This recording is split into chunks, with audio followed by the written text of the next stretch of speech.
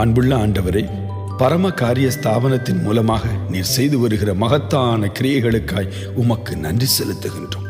கடந்த 30 ஆண்டுகளாக இவர்களை நீர் பயன்படுத்தி வருகின்ற உம்முடைய மகிமையான ஊழியங்களுக்காக உமக்கு ஸ்தோத்திரம் செலுத்துகின்றோம். இன்றும் கூட இந்த பாடல்களை எழுதி இசையமைத்து வெளியிடும்படியாக உம்முடைய பிள்ளைகளுக்கு கொடுத்த கிருபைக்காக ஸ்தோத்திரம் செலுத்துகிறோம். ஆண்டவரே, மலை வாழ் மக்களுக்கென்று அவர்களை தேடி சென்று செய்த ஊழியங்களை நினைத்தருளுவீராக. வீடுகளிலே மக்கள் நம்பிக்கையும் ஆசீர்வாதத்தையும் பெறும்படியாக நடத்தப்பட்ட வீட்டு கூட்டங்களின் நன்மைகளை நினைத்தருளுவீராக. குடும்ப முகாம்களின் மூலமாக கட்டப்பட்ட குடும்பங்கள் பக்கமாய் இழுக்கப்பட்ட மக்களுடைய வாழ்க்கைகளை நினைத்தருளுவீராக.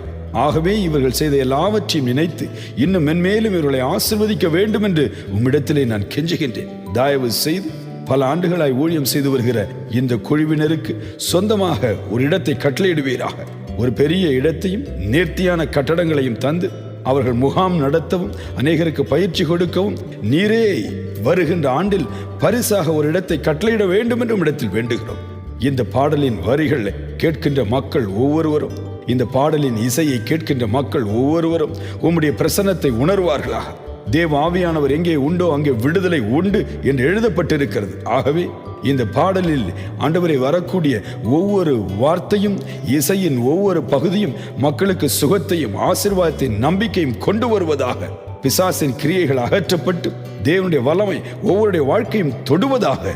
இந்த ஒலி நாடாவையும் இந்த பாடல்களையும் இந்த ஊழியங்களையும் ஆசீர்வதியும். இயேசுவின் நாமத்தில் வேண்டுகிறோம் பிதாவே. ஆமேன், ஆமேன்.